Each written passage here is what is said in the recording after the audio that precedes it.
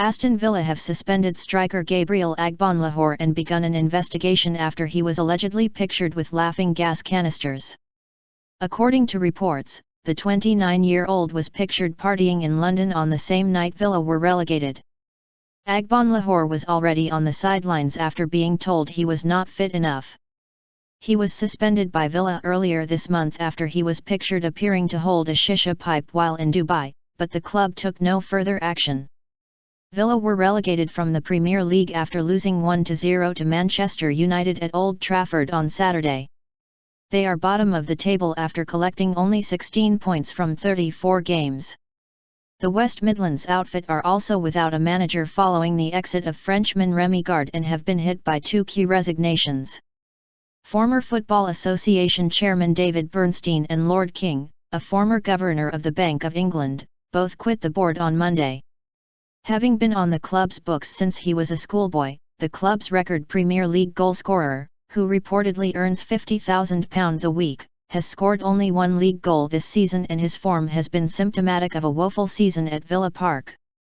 Last season's FA Cup finalists lost two key players in the summer, striker Christian Benteke to Liverpool for £32.5 million and England international Fabian Delph to Manchester City for £8 million in an embarrassing episode in which the midfielder twice changed his mind about a move. Despite winning their opening Premier League game, Villa did not add a second victory until January, by which time they had sacked manager Tim Sherwood. His replacement, Garde, had his credentials questioned given his lack of English managerial experience, and one of his first jobs was to discipline midfielder Jack Grealish for being pictured partying after a 4-0 defeat at Everton. A brief upturn in form in January came before Garde's obvious disappointment in failing to recruit any new players in the transfer window. And after a 6-0 home defeat by Liverpool, Villa's worst in 81 years, Garde's reign came to an end on March 29, after less than 5 months in charge.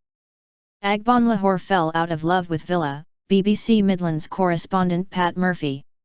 When Gabi Agbonlahor scored a vital goal against Norwich in February, his muted celebration at what could have been a turning point for his club told all about his disaffection with his lot. The Agbonlahor of a few seasons back would have been glorying in the moment with the Holt End, at one with those he's played first-team football for over the last decade. It's always sadder when a hometown lad falls out of love with his club and fans. Like former players Gary Shaw and Ian Taylor, it seemed as if playing for Villa meant so much in his pomp to Agbonlahor, born just a few miles away in Erdington.